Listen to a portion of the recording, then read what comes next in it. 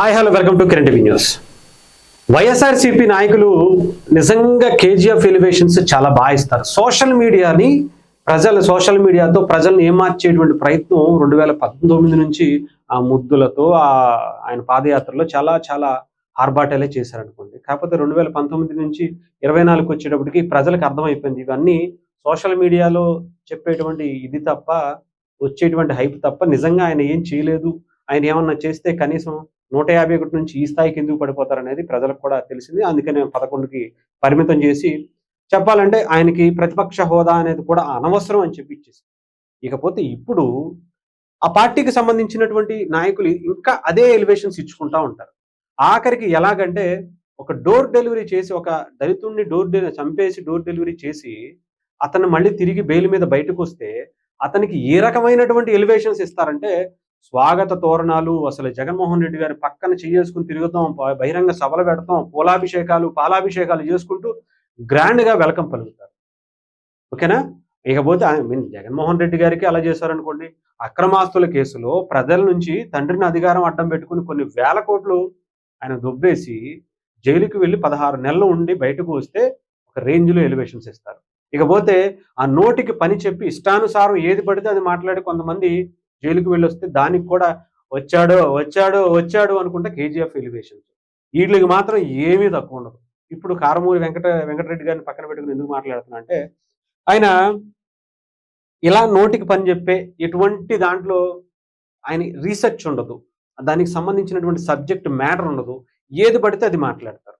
దాంట్లోనే ఈయన్ని నిన్న తాడిపత్రి పోలీసులు అరెస్ట్ చేసి తీసుకువెళ్ళి కోర్టులో హాజరుపరచడం జరిగింది. ఆయనకి బెయిల్ కూడా ఇచ్చారనుకోండి, బయటకు వచ్చారనుకోండి. ఇప్పుడు ఆ బయటకు వచ్చేసినప్పుడే వచ్చాడో చూసావా, అసలు ప్రశ్నించే గొంతుగా వినిపించేవాడిని నొక్కేస్తారా, అద్దా ఇద్దా అని చెప్పేసి ఒక రేంజ్లో ఎలివేషన్స్ ఇచ్చుకుంటూ కూర్చున్నారు వైసీపీ పేటీఎం బ్యాచ్. ఆయన ఎందుకు కోర్టుకు వెళ్ళాడు అనేది ఇక్కడ అర్థం చేసుకోవాలి. ఇక్కడ కొన్ని ట్వీట్లు చేశారు. పరకామణికి సంబంధించినటువంటి కేసులో అది ఆత్మహత్య అని చెప్పి 2-3 లైన్స్ రాసుకుంటూ పిచ్చి పిచ్చిగా ఏ పడితే వీళ్ళు చెప్పారు అని చెప్పి రాసుకుంటూ ప్రజల్ని గందరగోళ పరిచేటువంటి పరిస్థితుల్లో ఆయన చేసినటువంటి ట్వీట్లు, వ్యాఖ్యలు, టీవీలు డిబేట్లు ఇవన్నీ కనిపించాయి. ఆయనకి అది ఆత్మహత్య అని ఎలా తెలుసు అనేది పోలీసులు ఎవరో ఒకరు కేసు పెడితే దాని నిమిత్తం ఆయన తీసుకెళ్లారు. ఆయన ఏదో చెప్పుకున్నారు, ఆయన బయటకు వచ్చేసారు అనుకోండి. ఇకపోతే సబ్జెక్ట్ ఎందుకు లేదు అంటున్నానంటే, దాన్ని తప్పుదో పట్టించడమే తప్ప అక్కడ దానికి నిజాలు ఆయనకి అనవసరం అనమాట. ఒక వీడియో కూడా మీకు చూపిస్తాను, ఆ తర్వాత మీకు క్లారిటీగా చెప్తా.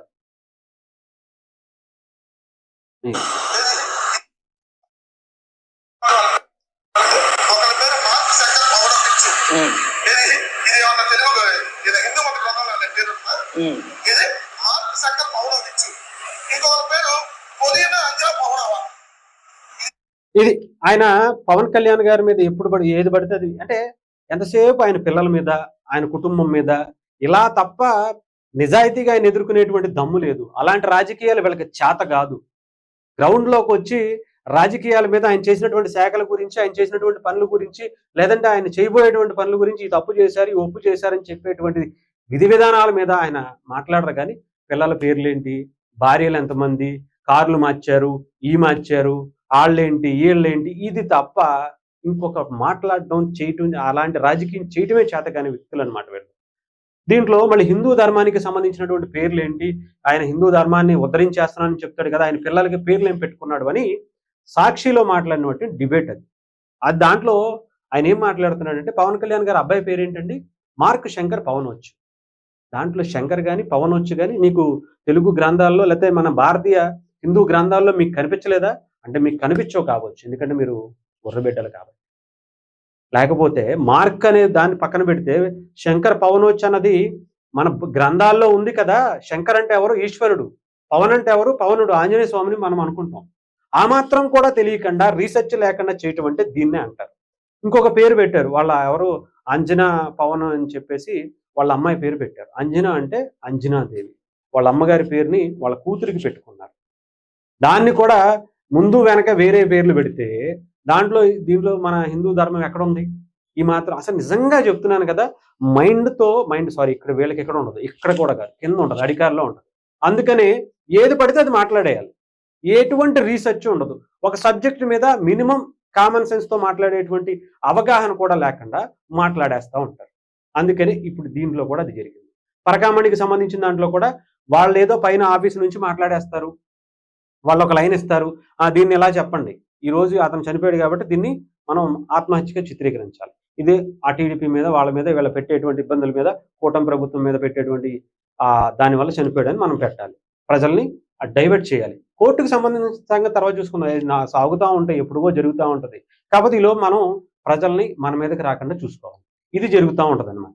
అదే కోర్టు దగ్గరికి వెళ్ళి ఏంటని అడిగితే లేదు లేదయ్యా నేను చెప్పలేదు, మా నుంచి పైనుంచి ఆర్డర్స్ వచ్చాయి, నాదేం లేదు అని చెప్పి మన కూడా అధికార ప్రతినిధి ఆవిడెవరో శ్యామల గారు ఇది కర్నూలుకి సంబంధించినటువంటి బస్సు యాక్సిడెంట్లు ఏం చెప్పారు, అక్కడ ఏదో చెప్తే కల్తీ మద్యం అని ఇంకొకటని చెప్తే కోర్టు నోటీసులు ఇచ్చి ఆయన పిలిపిస్తే ఆవిడని పిలిపిస్తే అయ్యా మాకేం తెలియదండి, పైనుంచి రాసిచ్చారు, మేము అది చదివామంతే, అంతకుమించి మేమేం చేయలేదండి అని చెప్పారు. ఇది పైన వాళ్ళకి ఎలాగో అవగాహన ఉండదు. కనీసం దాని ముందు మీడియా ముందు మాట్లాడేటప్పుడు ట్వీట్లు చేసేటప్పుడు మీలాంటి అధికార ప్రతినిధి హోదాలో ఉండి ఒక పార్టీకి వత్తాసు పలుకుతున్నప్పుడు మినిమం కామన్ సెన్స్తో అయినా మాట్లాడాలి కదా. అందుకే ఇలా జరిగింది. ఇకపోతే నేను ఇంకొక వార్త చెప్తా.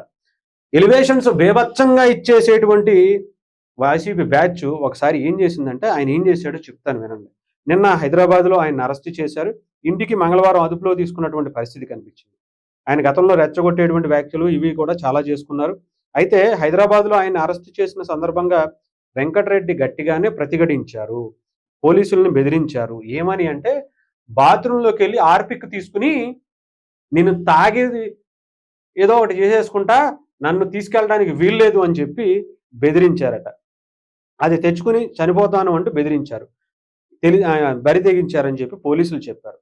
తర్వాత పోలీసులు వెనక్కి తగ్గడంతో అరగంట తర్వాత వెనక్కు తగ్గకపోవడంతో అరగంట తర్వాత వెంకటరెడ్డి లొంగిపోయినట్లు సమాచారం. తన భార్య గుర్తు తెలియనటువంటి వ్యక్తులను తీసుకువెళ్లారని వెంకటరెడ్డికి సంబంధించినటువంటి భార్య చెప్పుకొచ్చారు. కానీ ఆ తర్వాత కోర్టులో హాజరుపరిచిన తర్వాత ఎవరు తీసుకెళ్లారు, ఏ పోలీసులు తీసుకెళ్లారు అనేది ఆయనకి అర్థమైంది.